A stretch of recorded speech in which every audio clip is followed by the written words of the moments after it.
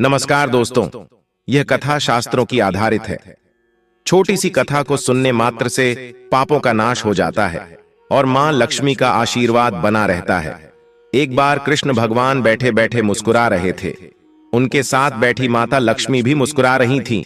तभी वहां देवी सत्यभामा आई और बोली कि हे प्रभु, आपकी इस मंद मंद मुस्कान का क्या रहस्य है? आपकी किस बात से इतने प्रसन्न हो रहे हैं? तभी श्री कृष्ण ने कहा कि है देवी, आज मेरा प्रिय भक्त ने मुझे और देवी लक्ष्मी को बहुत प्रसन्न किया है।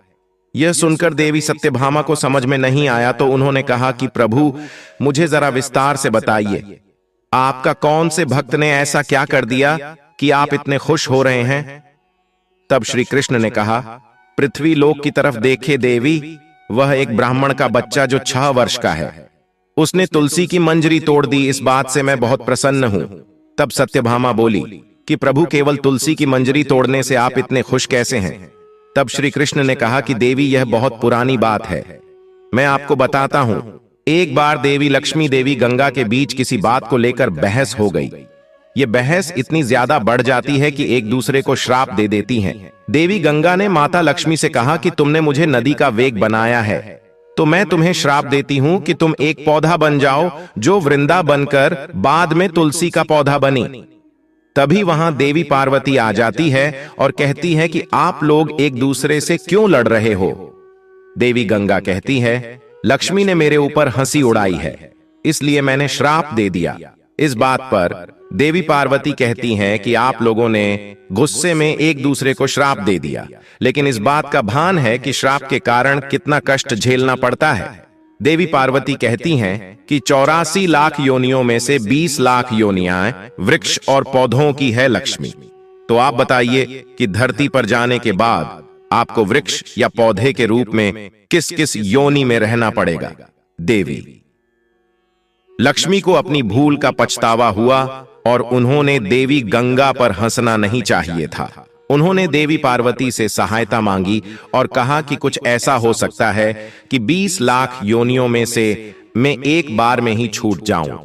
ऐसे में देवी पार्वती ने कहा कि इस श्राप का हल मेरे पास तो नहीं है, लेकिन इसका हल महादेवी ही बता सकते हैं। महादेवी ही हैं जो हर तरह की योनि से छुटकारा दिला सकते हैं। तब देवी पार्वती ने भोलेनाथ से कहा कि हे प्रभु, कोई ऐसा उपाय बताइए कि देवी लक्ष्मी तुलसी के बाद किसी अन्य योनि का दुख न भोगे। तब महादेव ने इस उपाय को बताया और कहा कि जब देवी लक्ष्मी तुलसी के रूप में जन्म लेंगी, तब कार्तिक मास की द्वादशी तिथि के दिन तुलसी के ऊपर लगी मंजरी को कोई हटा देगा तो देवी लक्ष्मी को पौधे की होने से छुटकारा मिल जाएगा। देवी लक्ष्मी ने भोलेनाथ का धन्यवाद कहा और धरती के ऊपर तुलसी के रूप में जन्म ले लिया। श्री कृष्ण ने कहा, हे देवी सत्यभामा, अभी अभी उस ब्राह्मण के बच्चे ने तुलसी के ऊपर लगे मंजरी को हटा दिया है और आज कार्तिक मास की द्वादशी तिथि है, इसलिए वह मेरा प्रिय भक्त बन गया है और साथ में देवी लक्ष्मी का भी। दोस्तों, कहा जाता है कि कार्तिक मास की द्वादशी तिथि के दिन तुलसी के पौधे में लगी मंजरी को तोड़कर शालिग्राम को अर्पित कर दें। ऐसा करने से मां लक्ष्मी का पौधे की योनि से मुक्ति मिल जाती है और वह किसी अन्य पेड़ पौधे की योनि में नहीं जाती और मोक्ष पा लेती है। इसके साथ ही ऐसा करने से व्यक्ति को मां लक्ष्मी सुख, समृद्धि, धन, संपदा, ऐश्वर्य का आशीर्वाद देती है। तुलसी मंजरी को भगवान कृष्ण को भी चढ़ा सकते हैं। ऐसा करने से मां लक्ष्मी के साथ कृष्ण भगवान प्रसन्न होते हैं। दोस्तों, सच्चे दिल से जय मां लक्ष्मी, जय तुलसी मां कमेंट बॉक्स में अवश्य लिखें। धन्यवाद।